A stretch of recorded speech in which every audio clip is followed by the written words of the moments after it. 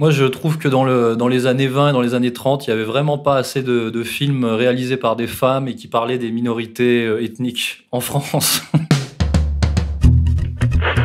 Attention, qui que vous soyez, attention, cette fréquence est exclusivement réservée aux urgences. Sans blague! Et vous croyez que j'appelle pour commander une pizza? Mais vous savez que vous commencez à m'énerver avec vos questions. Bah oui, mais... Est-ce que je vous en pose des questions, ouais? Symbole ultime du fiasco culturel français sous domination marchande et occupation communautaire, l'industrie du cinéma en France agonise sous nos yeux humides qui ont déjà vu chuter la télé, la radio, la presse et la musique. À cet égard, les Césars 2020 atteignent peut-être un point d'acmé, un point de non-retour, tant la cérémonie du 28 février a cristallisé le n'importe quoi généralisé d'une société française tiraillée, tyrannisée, déchirée par les injonctions contradictoires qui font donc passer l'art après les revendications, les postures, les courbettes, les soumissions et, j'ai envie de dire, les névroses. C'est la 24e fournée d'Only Hebdo. Soyez les bienvenus sur ERFM. C'est parti. Cérémonie des Césars qui s'est déroulée hier soir et le Sacre des Misérables avec la récompense ultime, celle du meilleur film. Mais une cérémonie agitée, perturbée dès l'entrée, regardée avec quelques dizaines de manifestants devant la salle Pleyel à Paris, manifestant contre les 12 nominations du film J'accuse de Roman Polanski. Polanski, sacré meilleur réalisateur hier soir, et à l'annonce du prix, l'actrice Adèle Haenel quitte la salle. Récit de cette soirée avec Camilla Campuzano et David Vérac. Révoltée, Adèle Haenel quitte la salle. Elle s'écrie « C'est une honte ». Protestation contre ce prix décerné malgré les accusations d'abus sexuels. Même la maîtresse de cérémonie refuse de clore l'événement. Seule explication de Florence Foresti, cette publication sur les réseaux sociaux écœurée. Contexte et ambiance particulière cette année, le ton est donné dès la vidéo d'introduction.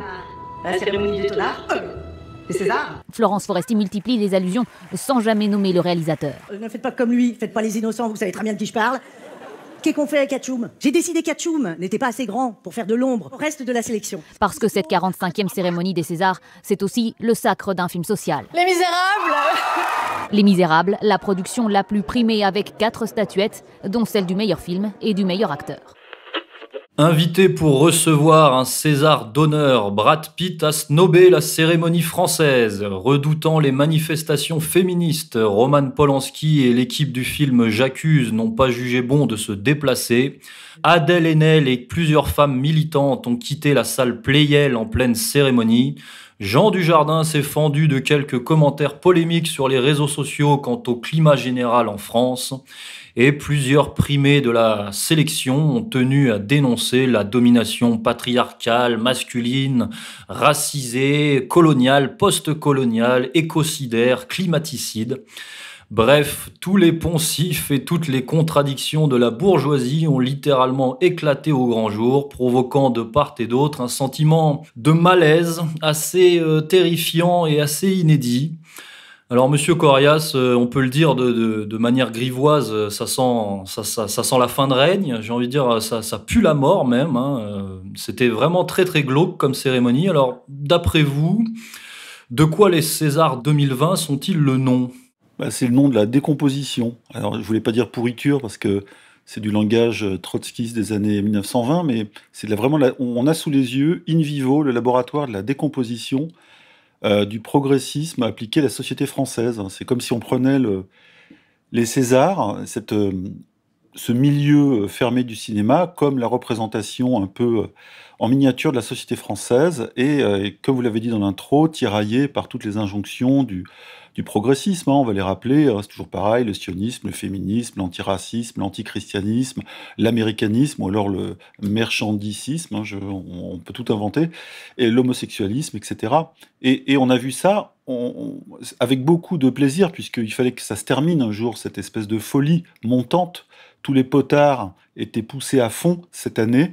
Ça s'est chamaillé, ça s'est insulté, ça s'est menacé, et c'est parfait, parce que ça montre qu'on ne peut pas diriger le pays et faire une république, pour ceux qui veulent la république, tout le monde n'en veut pas, mais avec des communautés et des communautés antagonistes. Je rappelle quand même que ce progressisme est né du lobby sioniste, qui a décrété que sa communauté pouvait vivre tranquillement dans le paysage politique français, la communauté sioniste, c'est-à-dire le lobby du CRIF, et soudain, comme l'avait rappelé Soral, tout le monde a voulu copier là-dessus et se dire, moi aussi, ma communauté, donc les femmes, les victimes, le féminisme, les Noirs, les Arabes, les immigrés, la banlieue, tout le monde y est passé. Et aujourd'hui, on a même des trans, bientôt on va avoir des trans noirs, trans métis, etc., des sous-couches et des variantes de ce progressisme. Et tout ça finit par se foutre sur la gueule. Le progressisme, il a vraiment enfanté des monstres. Et ce progressisme qui est né dans les années 80 en France, donc par l'antiracisme d'État, ou le sociolosionisme, c'est pareil, Julien Drey, BHL, Finkielkraut et compagnie. Eh bien, aujourd'hui, on en voit le résultat. Et de quoi la 45e cérémonie des Césars est le nom? De cette décomposition sociolosioniste ou progressiste qui montre qu'on ne peut pas gouverner un pays, encore moins ce petit cénacle avec des communautés qui en fait sont complètement antagonistes entre elles. Il y a pas d'amour, il n'y a pas de respect, chacune veut sa part de pouvoir, et à l'arrivée, ça finit avec des couteaux. Les nanas qui ont manifesté contre Polanski, à tort ou à raison, des gens à l'intérieur qui sont invectivés, Aïssa Maïga, la noire, excusez-moi de l'appeler comme ça, mais elle s'est présentée comme telle, qui a compté les noirs dans la salle, faisant pâlir Vincent Cassel, qui a été considéré comme un blackface, etc. Mais ça a du sens, en même temps ça a plus de sens. Voilà, c'est une fin de règne, c'est un effondrement, c'est une implosion, et c'est une bonne chose parce que ça annonce une vraie révolution, un vrai changement. Et pour moi, c'est toujours dans la lignée du grand chambardement tectonique des Gilets jaunes. Alors c'est vrai que ça s'est déchiré dans tous les sens, et on se rappelle même qu'en amont, ça avait déjà commencé quelques semaines auparavant, puisqu'il y avait eu une révolte des jurés de l'Académie des Césars qui avaient réclamé plus de diversité, parce qu'elle considérait qu'il y avait trop d'hommes blancs. D'ailleurs, le producteur Alain Terzian avait dû laisser sa place à cette occasion, et donc là on avait un signe avant-coureur, mais comme vous le dites, on peut faire cette mise en abîme, cette mise en perspective. Ces signes avant-coureurs datent de plusieurs décennies maintenant. En fait, le lent déclin du cinéma français et de ce milieu culturo-mondain, et même plus largement de la sphère culturelle française, date au moins des années 80. Oui, mais c'est par hasard, ça date de la naissance et de l'imposition de la société française de l'antiracisme d'État, c'est-à-dire de la racisation du français qui, lui, n'était pas effectivement de souche immigrée, si j'ose dire. Et ça a été aussi un virage culturel, sous la férule de Jack Lang, qui a mis en avant les minorités, qu'elles soient homosexuelles, parce qu'il y a eu la libéralisation aussi de ça, l'homosexualité dans les années 80, le féminisme, qui était déjà évidemment en germe dans les années 70, mais là qui a trouvé sa fonction dans le cinéma d'État peu à peu. On en voit aujourd'hui le résultat, les femmes qui réclament des places de réalisatrices et même des statuettes. Donc on est dans quelque chose où il y a plus... Le talent ne compte plus. C'est ce qui compte, parce que vous avez dit tout à l'heure, il y a eu le jury ou l'Académie des Césars qui a demandé plus de diversité, mais ils n'ont pas demandé plus de talent. Et c'est ça qui m'a fait sursauter. Comme Éric Neuhoff du Figaro, qui a sorti un bouquin là, sur le cinéma et qui dit on voit de plus en plus de gendarmes et de moins en moins d'artistes dans le cinéma français. Et ça, cette espèce de civilisation de la délation et de la revendication permanente, elle vient des années 80 et qui ont achevé le cinéma français. Mais il y a eu deux mouvements. Le mouvement donc sociolosioniste de la Mitterrandie avec Jack Lang aux manettes, et puis le mouvement de l'américanisation du divertissement, avec ces gros divertissements à la Spielberg, qui ont mis un peu en terme aux grands films français, pour le coup, sociaux, c'est-à-dire sociopolitiques. Et depuis ce temps-là, donc, il y a eu une évolution ou une dévolution, et on en arrive aujourd'hui à ce qu'on voit, c'est-à-dire cette agonie totale de ce milieu, avec les salles qui se vident. Je le rappelle, les salles ne sont pleines qu'à 15% en France. Et le cinéma n'est sauvé que par des stats trafiqués, comme les stats de l'INSEE sur l'inflation, ou par le système des cartes refilées aux jeunes pour aller remplir les salles de cinéma. Mais sinon, le cinéma est un gouffre financier, mais l'État en a besoin, parce que c'est une propagande d'État aussi. Le cinéma, c'est la propagande numéro 1 envers les jeunes. Donc ça ne peut pas être abandonné par les minorités agissantes au pouvoir.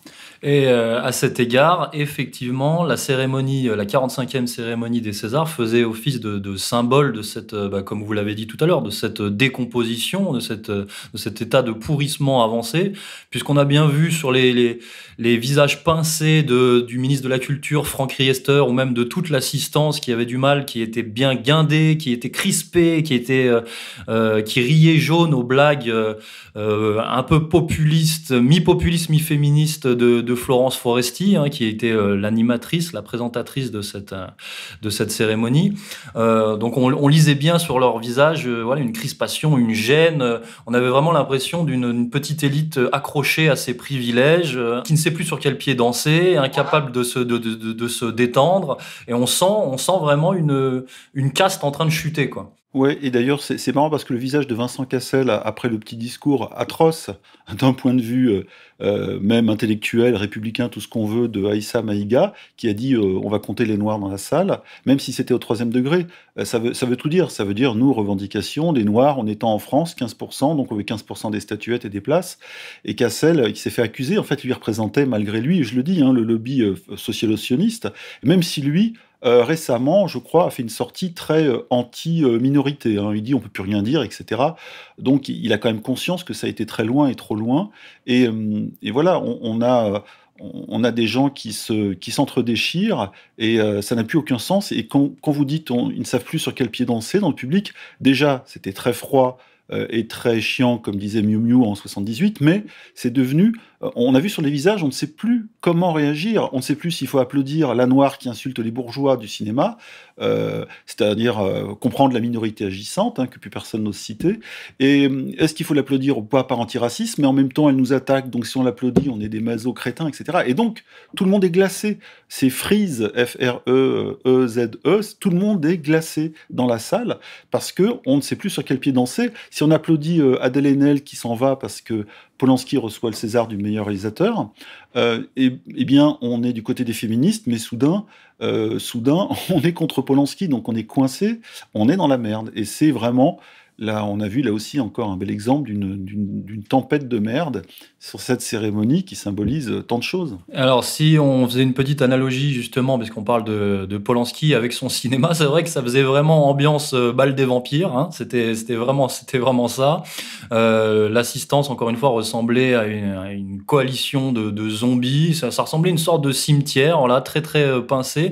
Et encore une fois, cette cérémonie, je pense, devient de plus en plus la risée culturelle de l'Europe, voire du monde. Donc, je disais en introduction, Brad Pitt, il a snobé la cérémonie, mais je pense que déjà, il sent les emmerdes, et 2, cette cérémonie et le cinéma français ne représentent plus rien en 2020 au niveau international. D'ailleurs, même l'excellent réalisateur du chef-d'œuvre Parasite, le sud-coréen Bong Joon-ho, qui a reçu le César du meilleur film étranger, lui-même, avec toute son amabilité et sa politesse, ne s'est pas déplacé. Il a juste envoyé une petite vidéo, une petite photo.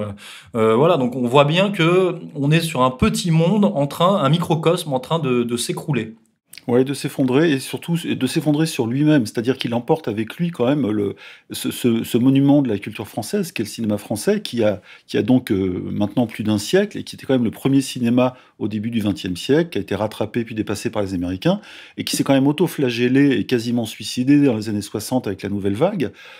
Et alors qu'on avait des très grands réalisateurs que les Américains nous enviaient et qui ont fait des très grands films, et ces films qui rendent tout le monde nostalgique aujourd'hui. Et c'est pas une question de génération, c'est que quand on montre à un jeune de 18 ans aujourd'hui un film de Robert Enrico ou avec Blier et toute la bande, etc., Michel Constantin et tout ça, on montre ce film-là par rapport à le film d'aujourd'hui, ils sont épouvantés de voir ce que c'est devenu. Et c'est devenu un cinéma, effectivement, de propagande, de minorités, pour des minorités, et qui se fout du public, puisque le public n'est pas comme ça. Le public n'est pas une minorité, c'est le grand public français, celui dont la chaîne Canal+ se foutait, alors qu'il remplissait les chaînes de Canal, parce que, comme on dit, c'était les beaufs qui finançaient Canal, et Canal qui finançait le cinéma français. Mais cet argent partait dans les poches de ces minorités agissantes, qui sont aujourd'hui aujourd'hui, effectivement, les sionistes, les féministes, les antiracistes, etc. Tout ça, avant, faisait une bonne patte cohérente dans les années 80, quand Canal est né. Je le rappelle, la même année, 1984, que SOS Racisme, bonjour le hasard. Et maintenant, 30 ans plus tard, ou 35 ans plus tard, tout ça se casse la gueule, parce que ça ne peut pas tenir dans le temps. Et je trouve que c'est une bonne chose. Et c'est bien d'avoir vu aussi le visage se décomposer de Vincent Cassel, qui représente quand même ce cinéma français avec ses fils d'eux, etc., cette passation de pouvoir par les familles et par les enfants. Et puis, je rappelle que la présidente de la cérémonie, je crois, ou de la cérémonie, ou en tout cas du jury des Césars, qui sont 47 pour 4700 votants, un peu comme les grands électeurs aux États-Unis, c'est Sandrine Kiberlin, qui est quand même pas... la grande actrice, c'est pas Annie Girardot, c'est pas les grandes actrices qu'on a eues en France, c'est pas ce niveau-là. Et elle ne fait que parler politique, c'est-à-dire elle dit que oui, la parole enfin va se libérer, etc. Mais c'est quoi? On leur demande pas de nous faire des cours de politique. On leur demande de jouer, de bien jouer, avec des scénarios originaux, un peu comme celui de Nicolas Bedos. C'était original, il a mérité son prix, même si c'est un fils d'eux, comme quoi on peut être fils d'eux et pas trop con, mais c'est assez rare. Et voilà, et le problème, c'est que les Français qui assistent à ça, pour ceux qui regardent encore cette cérémonie, sans vomir, ils en ont rien à foutre, la plupart sont ailleurs, et se désolent, et surtout vont aller voir des films américains, parce qu'eux n'ont pas encore, même s'il y a cette pression, ils ont encore l'intelligence de pas trop minoritiser leur cinéma. Même s'il y a de la tendance, il y a de la poussée féministe, on l'a vu avec MeToo, avec Weinstein. Ils savent aussi faire du cinéma, encore du cinéma. Mais chez nous, c'est suicidaire, c'est dommage. C'est vrai que le citoyen français, le populaire, le populo français était complètement absent de ce genre de cérémonie. Et malgré le fait que Florence Foresti et Alban Ivanov, qui ont d'ailleurs, il faut le dire, qui plagient et qui pompent totalement les mimiques de Dieudonné quand ils font le personnage du beauf, c'est quand même... Foresti a quand même fait la moitié de toute sa carrière sur un mix entre Dieudonné et Franck Dubosc. Donc même si elle a animé la soirée avec talent hier, donc ils ont essayé d'injecter une dose de populaire, de populisme, on va dire. Ils ont même frayé avec certaines limites, puisque on a vu Alban Ivanov singer un salut nazi. On verra s'il y aura des répercussions de cette petite blague, parce que cette petite blague n'est pas passée. Et Florence Foresti a fait, elle, des allusions à Patrick Bruel, à Dominique Strauss-Kahn, à Harvey Weinstein. Elle a même parlé d'Epstein. Mais voilà, c'était irrespirable, quoi. Et donc, le populaire, le français populaire est le grand absent de ce petit entre-soi. Et on sent qu'il y a un tabou, il y a une gêne, et que oui, ça ne durera pas. Vous parlez d'Alban Ivanov, c'est le très bon exemple, parce qu'on en a parlé dans un petit papier. C'est quand même lui qui représente le français populaire sur scène, ridicule, gros, idiot, laid. Et c'est d'ailleurs son rôle dans Le sens de la fête.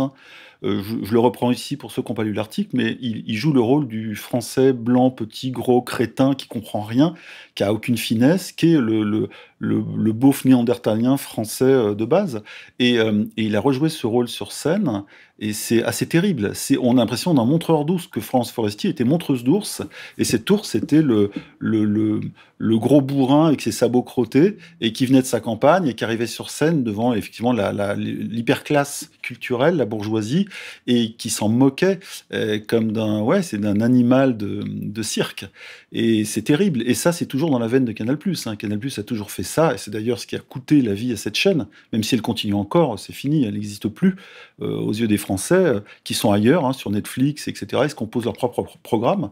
Et ils n'ont toujours pas compris qu'en fait, mépriser le public, ça finissait très mal. Et c'est pareil en politique. Quand on méprise le populaire ou le populiste, on finit très mal. On finit comme le PS à 5 ou 6%, avec Benoît Hamon à moitié dingo, avec ses trucs qui marchent pas.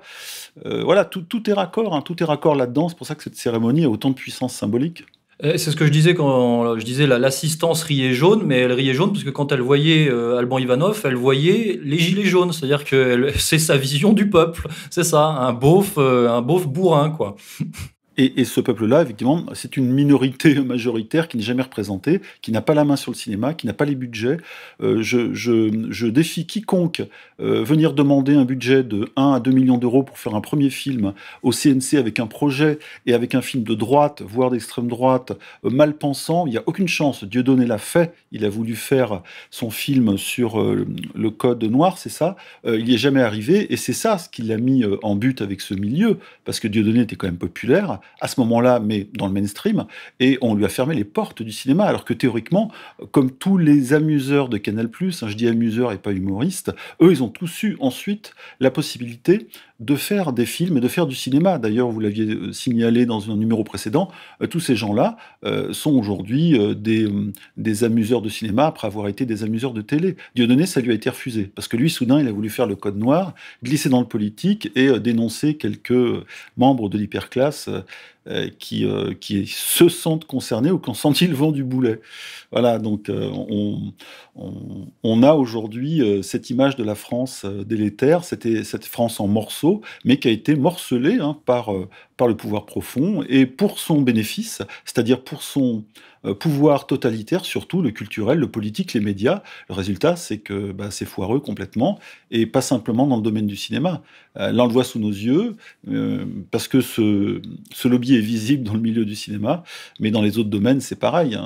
C'est pareil, et les médias sont effondrés, la politique s'est effondrée, et il reste, à mon avis, un sursaut populiste qui va bientôt tout balayer. Oui, alors, dans le domaine du cinéma, d'ailleurs, effectivement, le cinéma français, qu'on pourrait considérer en état stationnaire, en état de mort cérébrale, comme a dit Macron sur l'OTAN, n'a plus pour se gargariser que le cinéma de Roman Polanski ou celui de Ladji Ly, puisque ce sont eux qui ont raflé les récompenses avant-hier. Ladji Ly, pour son film Les Misérables, sur la banlieue, a reçu le prix du meilleur film, et Polanski, pour son film J'accuse, a reçu le prix de la meilleure réalisation. Alors, Monsieur Correas, qu'est-ce que vous pensez de ce palmarès 2020 ? Je trouve que c'est la copie conforme de la récompense à la fois sioniste et antiraciste, qui reste la base. De ce sionisme venu des années 80 et qui règle toute l'idéologie et toute l'horlogerie de ce milieu. Malgré tout, ça a gueulé. Pourquoi ? Parce que Ladji, délinquant, il a participé à l'enlèvement de quelqu'un, il y a eu des actes quasi de torture, etc. Même si lui, il raconte qu'il n'a pas participé. Et puis Polanski et ses histoires de viol. Et donc ça commence à craindre, c'est-à-dire que si on gratte un peu derrière, on trouve de drôles de choses. Mais comme le dit là encore, je le recite, Éric Neuhoff, c'est un peu emmerdant, mais le meilleur réalisateur, c'est un type qui a violé des jeunes filles, voilà. Et puis le meilleur film, c'est un type qui a participé à des enlèvements, dont à un enlèvement ou des enlèvements. Voilà, faut faire avec, c'est un peu dommage, c'est comme ça. Et peut-être là qu'il faut séparer le talent de l'homme ou des hommes, mais en même temps, c'est humain. Voilà, Céline, aujourd'hui, on l'attaque pour ça. On sépare l'homme de l'œuvre, ou on le sépare pas, et du coup, il est mis au banc. Pourquoi ? Voilà, ce qu'on fait avec Céline, pourquoi on le fait pas avec Polanski ? Et si on le fait... si pour Polanski, on dit c'est un grand réalisateur malgré tout, pourquoi on n'étudie pas Céline en classe ? Voilà, donc toutes ces contradictions sont en train d'être soulevées par tout ce système qui a 35 ans et qui arrive en bout de course. Et de toute façon, le sens de ces statuettes, ces récompenses, n'en a pas tellement. Le cinéma, c'est un organe de propagande, en même temps de divertissement. C'est devenu plus un organe de propagande, mais il touche de moins en moins les gens. Les gens se sont détournés de ce cinéma. Comme je disais, ils regardent Netflix où ils pompent des films sur Internet et ils n'en ont plus rien à foutre et ils filent plus leur obol de 8 à 10 euros, c'est d'ailleurs très cher, pour des films qui leur disent quoi penser et qui leur tordent un peu l'esprit. Alors, moi, je me suis amusé quand même à refaire un peu le palmarès des Césars, en gros. Et là, le César du meilleur réalisateur à Polanski, moi j'appelle ça le César du sionisme.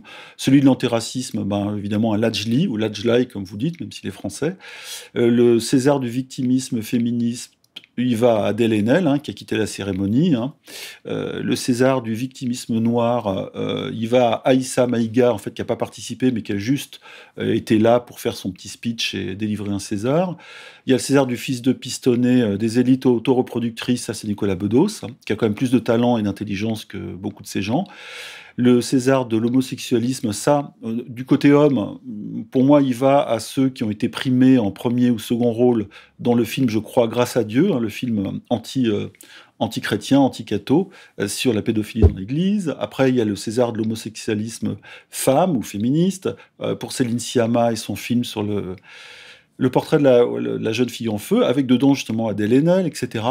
Voilà, il y a même un César du féminisme pour Anaïs de Moustier, je l'avais trouvé, qui joue une jeune philosophe qui va booster, qui va remonter la campagne du maire de Lyon, qui est un vieil homme, et elle, c'est une jeune philosophe, donc voilà, la victoire du féminisme sur le sexisme patriarcal, etc., tout le bordel. Et bon, voilà, donc à l'arrivée, il n'y a pas de changement, c'est-à-dire qu'ils continuent, eux, dans leur logique minoritaire et totalitaire. Et ça donne quelque chose, on pourrait en rire de tout ça, ça donne quelque chose de désastreux, et surtout la culture en souffre. Pauvre Franck Riester, notre ministre de la Culture, qui est déjà pas bien solide à tout point de vue, et qui assiste à ça, c'était une soirée mortuaire. Et d'ailleurs, quand on va sur le site des Césars, donc la cérémonie, la photo, c'est une véritable photo mortuaire, avec les couleurs mortuaires. On a du noir, on a du violet, et c'est à fuir.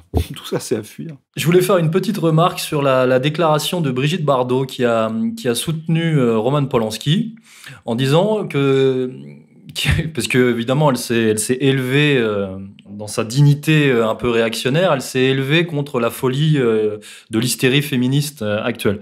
C'est-à-dire qu'elle est plus anti-féministe que anti-Polanski. Voilà, donc elle a soutenu Roman Polanski en soulignant le fait que Roman Polanski était le dernier à faire encore des films. Et j'ai envie de lui répondre oui, c'est vrai, mais c'est peut-être parce qu'on a tué tout le reste du cinéma français. C'est pour ça qu'il ne reste plus que Polanski pour faire des films à peu près réalisés, à peu près corrects.